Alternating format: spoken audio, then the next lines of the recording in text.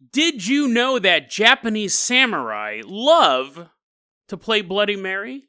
Then we traveled to Kirtland, Ohio, a town that was personally cursed by Joseph Smith. Whether or not you believe in the curse is up to you, but everyone has to agree that the day the red fog rolled into town, evil came with it. Today on Dead Rabbit Radio.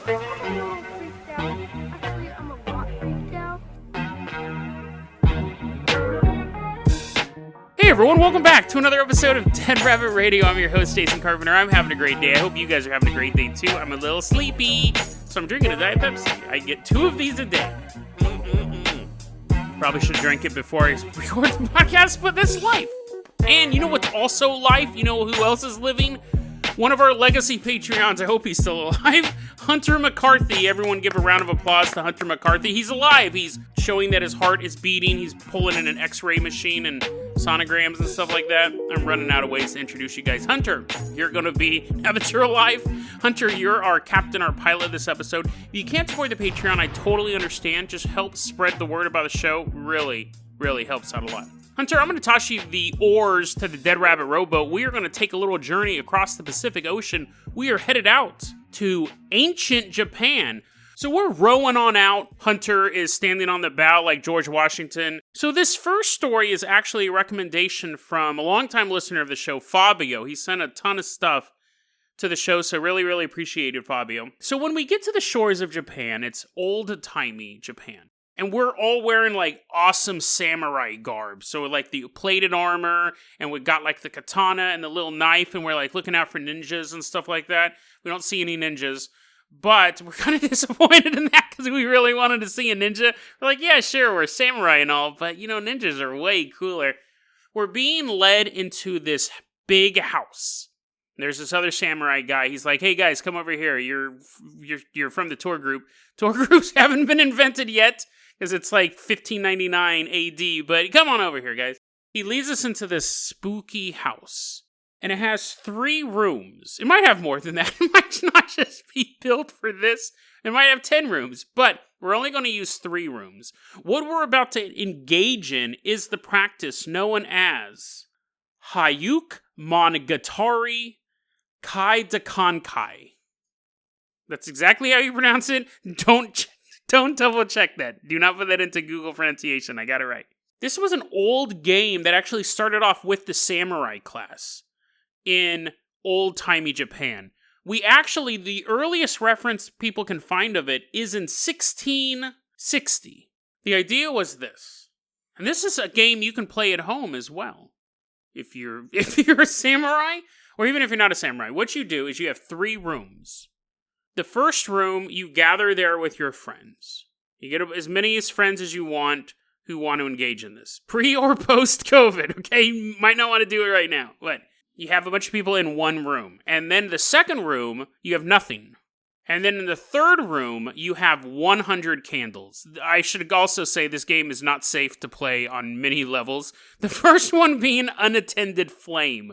Unattended 100 candles. You have 3 rooms. So the samurai would all sit in the first room and they'd be like, dude, you want to hear a scary story? And everyone turns and he goes, once upon a time, once upon a time, that's a fairy tale. And if people are like, oh no, how would they ever get Rumpelstiltskin's gold? No, they would say the scary stories were, I'm totally ruining the immersion, but the scary stories, the samurai would sit there and go, once upon a, damn it, not once upon a time. The samurai would go, hey guys, this is what happened. Once there was this villager who was like walking through the woods, and then like a goblin bit him. And people are like, oh, that's really spooky. And they're rolling their eyes. They're like, I always let that guy start, because he always tells the lamest stories. And then the storyteller, whoever told the first scary story, oh no, I should say this too. This has to take place. I forgot this detail. This episode's start getting off to a great start. You have to wait to the darkest part of night. So you can't be doing this at 3 in the afternoon. So it's like 2 in the morning. I guess I should have started out. Spooky, 2 in the morning.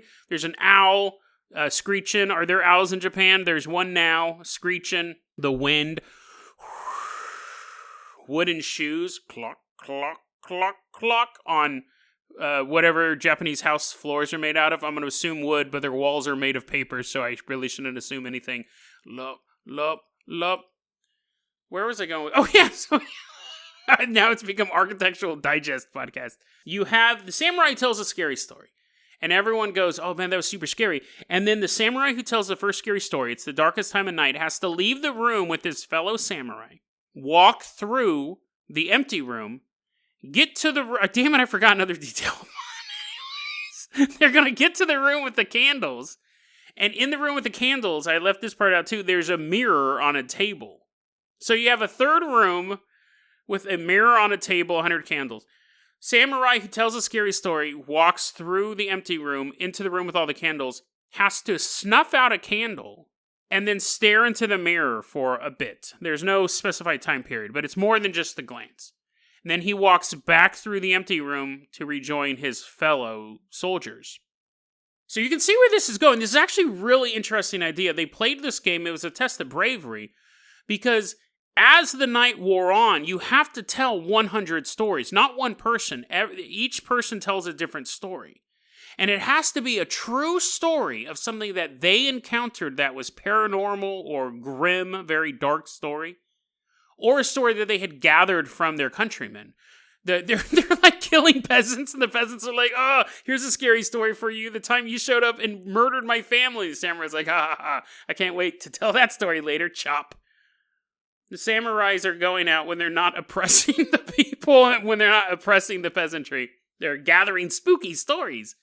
So you would go and they would snuff out the candles. So as the night progressed, the room would get darker and darker, and you'd have to look in that mirror. And we all know it's kind of a scientific fact that if you look into a mirror in low light, it will cause hallucinations. By the time you get to like story 80, you're super spooked out to even walk through that second room. See, that second room's supposed to be a passageway between the living and the damned, the room of the lights, and the candles are slowly going out. And the stories get progressively scarier, or they just kind of start to weigh on your conscience. The last 20 stories might not have been that scary, but story 67, that didn't sit well with you. You're still thinking about that one. The storyteller is the one who always has to go put out the candle. They said most of these games ended at story 99 because people were too scared to tell that last story. It was considered a test of bravery among the samurai class. In 1660, there was a nursery story written about this. The tradition had already existed, but that's when it went mainstream. There was a nursery story, and the last samurai who was walking through the house, he saw like a spooky hand coming at him in the light of the last candle, and he turned around with his samurai sword. This is why you shouldn't play these games with people who are fully armed and most likely have PTSD. He sees this spooky hand coming at him from the darkness, and he swings around with the samurai sword to cut the hand off, and it was a spider. He didn't cut the spider. He cut the webbing and then, I don't know, fell in the flame and burned up. I added that last detail, but it would be cool. So that was like a story you would tell little kids to make them not afraid. Not afraid of playing a game that samurai are playing. They're like, now I told you, Billy, don't play that game that you didn't know existed until you read the story. They're like, what? It's a weird warning. But because it became super popular, it actually drifted down to the lower classes and they began playing it. Because you had to come up with these stories, people started to scour the land looking for the scariest stories to tell. Eventually, there was a book published. There's a little bit of a... and to be fair, I'm looking at my notes. They didn't use candles. They used andons, because I'm sure I would have gotten several comments on that. It's a Japanese light, but it's basically a candle in a paper box. So in 1677, there was actually a book published called 100 Tales of Many Countries, and these were stories that had been gathered around the world, spooky tales to scare people. People couldn't find enough stories to tell, so they had to start selling books, supplements, like D&D supplements to take care of it. You can play this game today. I've seen variations of it where you can do it in one room. No, you would need 2 rooms at least. You need to have one room, and you don't need the second room with the passageway. They said you can do it with one room. I guess you could do it with one room and just the candles in that room.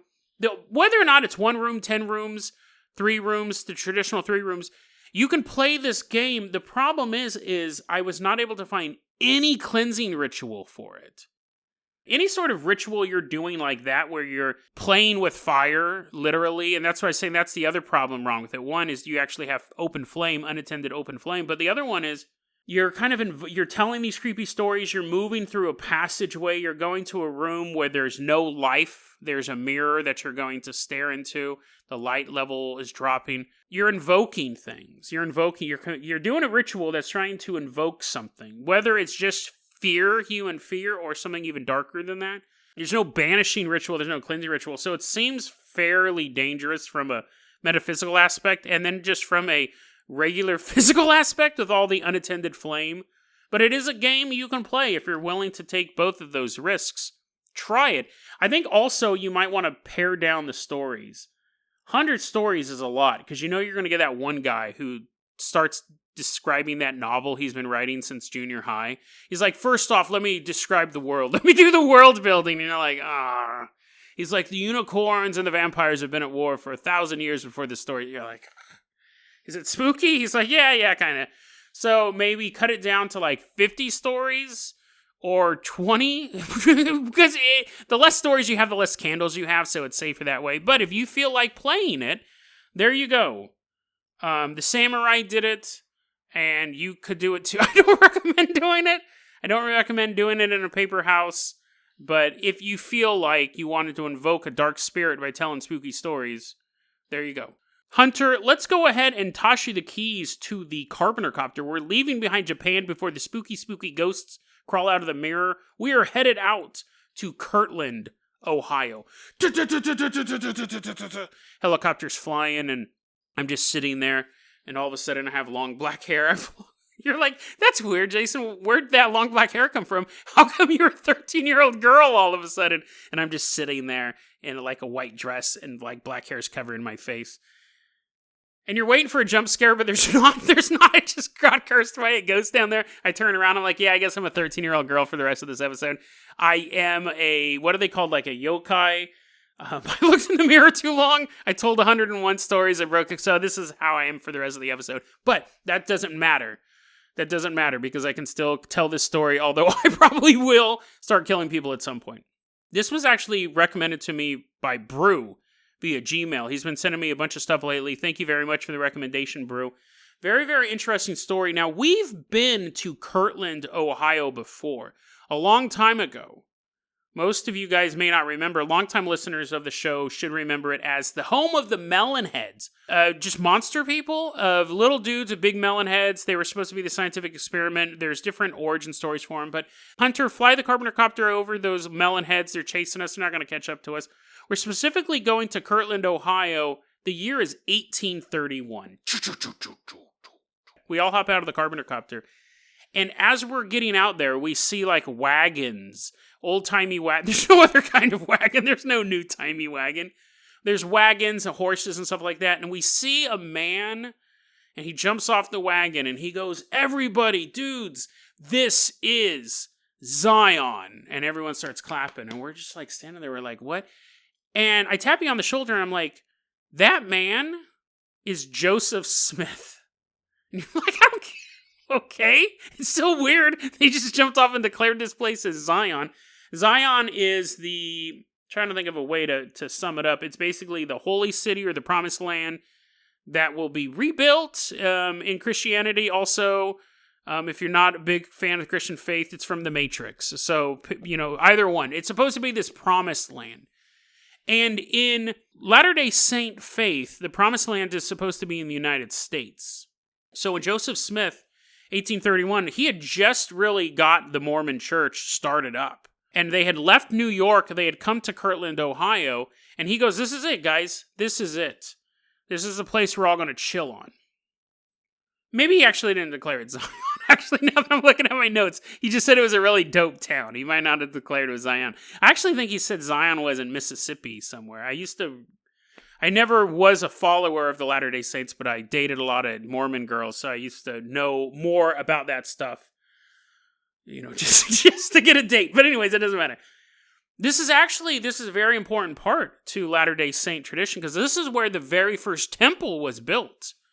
On 1836, they held the dedication for this temple, and Joseph Smith goes, "Here it is. This is Zion." And the guy's like, "No, that's the other place." He goes, "Oh, I'm sorry. This is just a really cool city."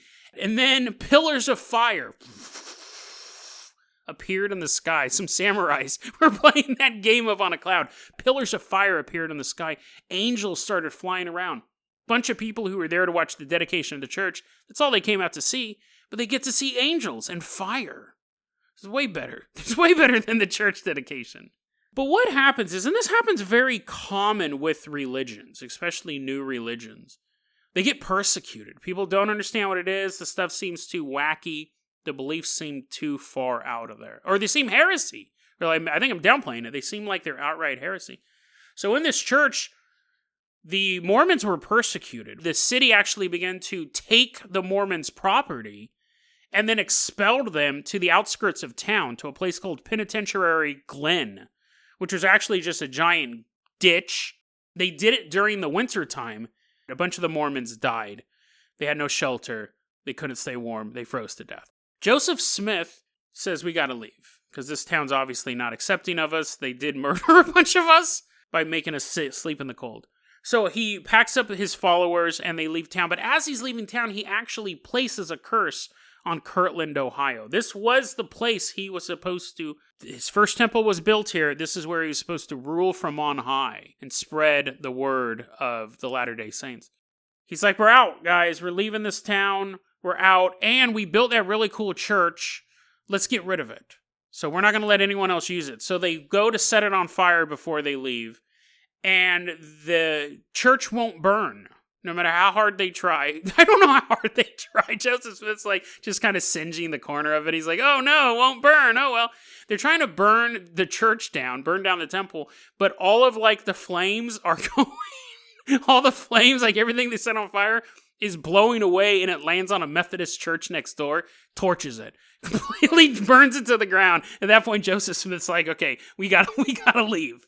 Like, okay, we're done. But there's still a curse on this town. Now, that curse story has been around for decades, or really a century at this point. People in the town still think that it's cursed. It's a very small town. It has a population of about 7,000 people, but you'll see reports of like ghost stories, weird crimes. Some kids were skinny dipping, and this woman goes, "Stop skinny dipping!" And their kids are like, "What are you going to do about it?" She threw dynamite into the lake. I mean, it's basically like Derry from the It novel. It's just a bunch of weird people there. Sorry, Kirtland, Ohio listeners, but you guys know what I'm talking about. All of those were just weird anecdotes. People heard about this curse. The Mormon Church actually has moved back in. There's like 4 different denominations in the area. It's a thriving center because that is their first temple. They were able to kind of reclaim that land. But whether or not you believe in the curse, you knew something was different the day that the red fog rolled into town. There's a lot of different sects of the Latter-day Saints. One of them is the Reorganized Church of Jesus Christ of Latter-day Saints. And in the 1980s, there was a man named Jeffrey Lungren. He was a member of that church, and it's a more liberal, has a more liberal view of the text. So they allow women ministers. They preach about gay rights and things like that. So you had that's going to cause a little bit of an issue with some of the people who are more conservative in the church, and that's just the nature of everything. And that was Jeffrey Lungren. He was actually had a more conservative view of how the church should be run. But for now, he's a member of the RLDS, and he actually works at the Kirtland temple, that original temple. Now it's run by the RLDS, and he does tours through the temple. I don't know how big the temple is. He's just like, "Here's a room. Okay, we're done. Here's a pew." But anyways, he gives tours, and he also teaches Bible study classes. So even though he doesn't agree with everything, he agrees with most of it, and it's a job. And it's a way for him to find like souls. Because not everyone agrees with these new views of the RLDS. So during his Bible study classes, he's actually kind of talking to people, and he's like, "Hey, yeah, that stuff they're talking about is cool and all, but, I have a different interpretation." People go, "Oh, that's interesting. I'm just on the tour group, but tell me your interpretation." He also, because that's just one thing, and that's fine, freedom of speech, he also began embezzling money. There's no such thing as freedom of money. You don't have the right to just take other people's money. The Kirtland church finds out that he embezzled between $25,000 to $40,000. So they're like, we should have caught you. We should have caught you with the $25,000, but we didn't. You might have hit $40,000. They fire him. He's like, fine, whatever. Your church is kind of lame. And I got like 20 people to come with me. 1987 now. This is where we get classic cult behavior. This is just like the Anthill Kids. This is like Jonestown. Him and his followers rent this large farmhouse. And almost all of them live in it. There's about 20 people living in the farmhouse. They got this big barn, probably a couple cows and chickens running around. One of the things is you have to give the money to Jeffrey. Very, very common thing. You go out, you work, but you sign your paychecks over to Jeffrey Lungren. You also got to call him Dad, which is just weird. Everyone's doing this. Everyone's following the program, except for one family. But they're pretty devout, so Jeffrey kind of lets it slide. They don't live at the farmhouse, and they're not giving him all of their money. Because you have this member named Dennis Avery, and he goes, listen, I got 3 kids. Like, I'm going to give you a bunch of my money, but I can't give you all of it. And he sold his house. I think he lived in Mississippi or Missouri. He sold his house to move to Ohio, to be a part of this church, to be a part of Jeffrey's church. And he kept some of the money for himself. So Jeffrey was a little suspicious of Dennis. But what are you going to do? You're running a cult. You're a busy man. 1988, of course. So his church has been in operation for about a year. And of course, the sermons become more apocalyptic. End of days. At any point, we're the chosen few. We're going to stand against the inequities of the world. I think I used that words correctly. We're going to take out the non-believers. We alone will be at God's side. We're part of the 144,000 that will ascend to heaven. That type of stuff. So he's saying that stuff, and then he begins predicting, this is kind of badass, honestly, but he begins predicting on May 15th, 1988, demons would show up. Running around. They're going to attack the world, and the only way that we can help fight them off is that we have to attack, not them, not fight the Hellmouth in Sunnydale. Jeffrey Lungren and his 20 followers have to arm themselves, of course, and attack and take over the Kirtland temple. So I honestly got to say, I don't think he probably did have these visions, but I think he really just wanted to get back at his employer for that one. But maybe he saw it as the pinnacle of all earthly religion. It was the first Mormon temple. That's what he wants to do. Now, around the same time, this is one of those interesting stories because fate, law enforcement, and tragedy keep intersecting each other. Around the same time, before May 15th, see, they have to do this before May 15th, attack the temple. The police start getting tips that, hey, people keep shooting guns off at the Lungren farm. And yeah, it's a farming community. People shoot off guns all the time. But it's not like a... It's like a... It's like you're watching some World War II movie. They're just constantly shooting off rounds. So the police go and talk to him, and they're like, hey, Jeffrey, are you running a cult? Are you running a fully armed and operational cult out here? What? Me? No way, dude. He's like kicking the guns away with his foot. They're going off as he's kicking them. He's like, no, not me. Those are other weird noises. I ate some bullets for breakfast. The cops leave, and so he gets scared. He realizes, okay, they're on to us. We can't actually lead an armed attack against this church now. So that actually prevented that assault. So that was early in 1988. But then we're coming up to October 10th, 1988. And at this point, like, people are fully aware that he's running a cult. Whether or not he's arming these guys to do anything crazy, all the talk in town is that this guy is bad news. So he's actually excommunicated from the RLDS church. He was still like a member of that church. I don't think he was going and singing hymns the whole time as he was scoping out. He's like, oh, dude, I could totally break through that window, have this guy throw a grenade through here. I think he was a member in spirit, but that was the day they excommunicated him from that church. Now, his religion had this belief, and this you do see this belief in other Mormon faiths, and I think in other religious faiths overall, but it's called chiastic interpretation. It's a way of looking at biblical text or holy works and having a mirror image of it. And I was trying to understand it really for you guys. I was like really trying to figure out what in the world that meant. It's like how Bible verses could be read the same way backwards and forwards and things like that. So Bruce said in his email he heard of someone who actually had gone to this guy's house back in the day. Because it wasn't like, from what I understand, it wasn't a completely isolated farmhouse. Like, it probably was on the outskirts of town, but according to Bruce's email, he knew someone who had gone there and said there were mirrors all over the corners of the room, little mirrors. So it would make sense because they have this idea of mirror reflection. So the fact that he says he chose Ohio to come to because that has a mirror type thing. It's not like a palindrome, if that's the thing, where it's the same backwards and forward, but you have O, and then two words in the middle. That's why he chose Ohio. 10/10/1988 was a very, very powerful chiastic date because you have all this duality, all this reflection in it. And then that is the day that just happened to be where the RLDS church excommunicated him. That same day, massive thunderstorm. That same day, huge rainbow. So all these events are happening, and Jeffrey turns to his followers and go, the 7 seals have been opened. Well, the first one. The other 6 will be opened soon, but this is the beginning of the end of the world. I have been kicked out of this church of man. We are a church of God. And then there was a huge rainstorm, and then a rainbow. And everyone's like, those usually follow each other up. He's like, yeah. But it's on a special day, so the rainbow's extra special. He realizes that the end of the world is coming, and they have to be able to secure their place. They can't take the Kirtland temple, though. There's too many eyes on them. But they still need a blood sacrifice. What's someone they have access to who's expendable? Dennis Avery and his family. Dennis Avery was a devout member of this church, but they lived off the farm.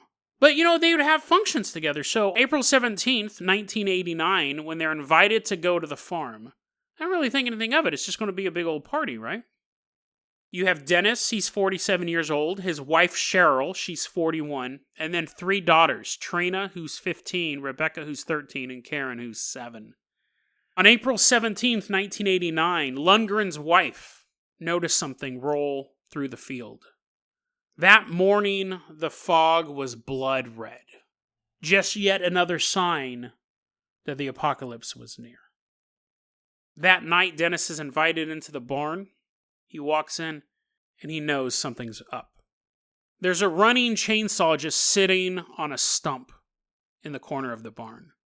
Jeffrey Lungren and all of his closest associates in this cult are there. The women have all been sent away to go shopping. He walks into the barn. He's immediately assaulted. He's tased. He's trying to fight back. He is subdued. He is bound. His hands are bound behind his back. He sees a massive pre-dug hole. He's thrown into the hole and shot to death. Nobody can hear the gunshot in the farmhouse near the barn because the chainsaw's running. Cheryl is then invited out of the farmhouse into the barn. When she walks in there, they tell her, just go with it. And she is calm. She doesn't react. She sees her husband is already dead in the pit. Without a word, they bind her arms behind her back, throw her into the pit, and shoot her. They then do that same action with their 3 children. Karen, the 7-year-old, was the last one to be taken to the barn. She was given a piggyback ride out there by a cult member before she meets the same fate as the rest of her family. The pit is covered up with dirt and lime. The sacrifice has been made. Whatever happens now, their place in heaven is secure. That's what they believed. That happened on April 17th. On April 18th, the FBI shows up because they had reports of gunfire. Not that night, but just weirdo cults running around with guns. The police had sent their concerns to the FBI. The FBI happened to show up the day after the murders to talk to the cult members and to look for guns. At one point, the FBI agents actually go into the barn, are walking on the freshly covered up grave of 5 people, but they don't even know it. They don't see anything suspicious involving firearms. They decide to keep an eye on this group, and then they leave.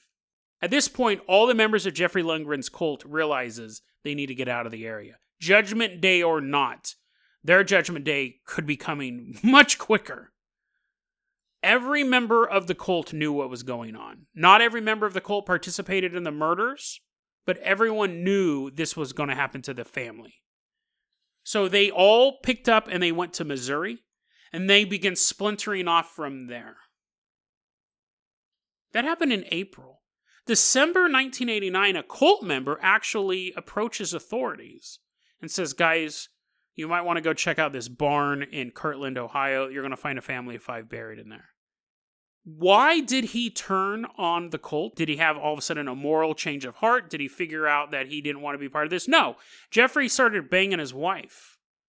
Jeffrey wanted a second wife, and he took this man's current wife as Jeffrey's second wife, and something as small as that broke this cult. I mean, it's not small if your wife's getting taken, but if Jeffrey had just been able to keep it in his pants, they probably could have gotten away with it at least for a little bit longer.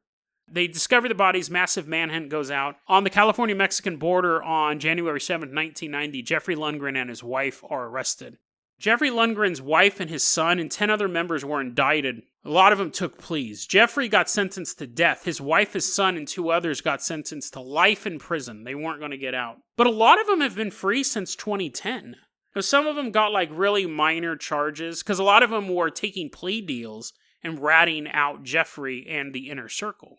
But a lot of the people who were involved in this are free now. Jeffrey, though, was sentenced to death.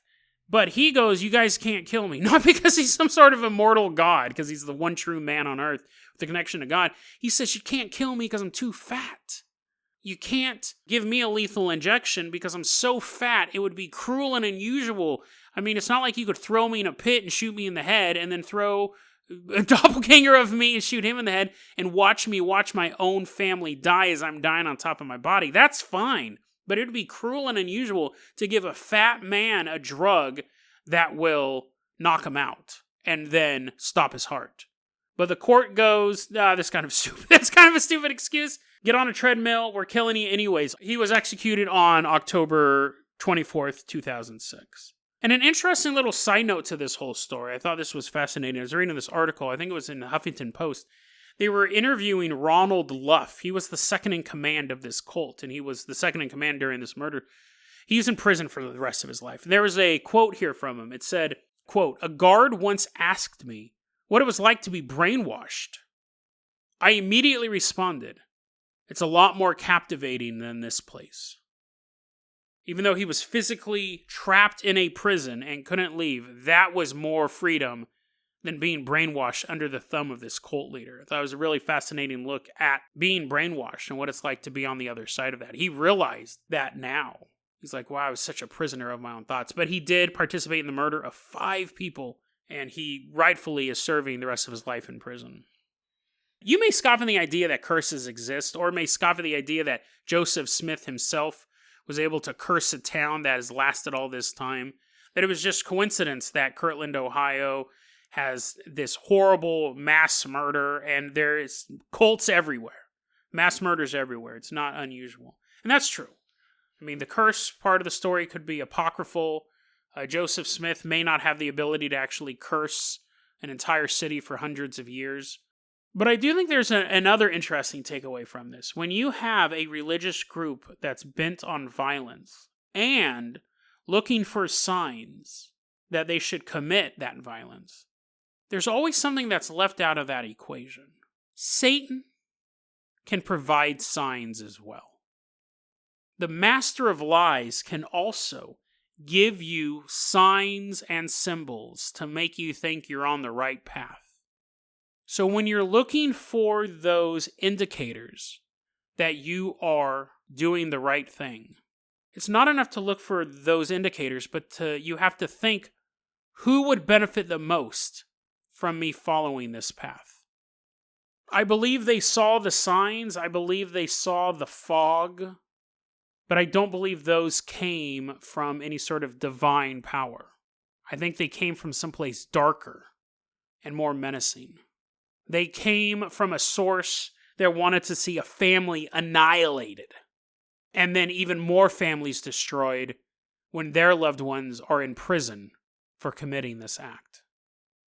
Darkness can pretend to be a beacon of light just to lead you farther down the tunnel until the light shuts off and you are all alone in the darkness.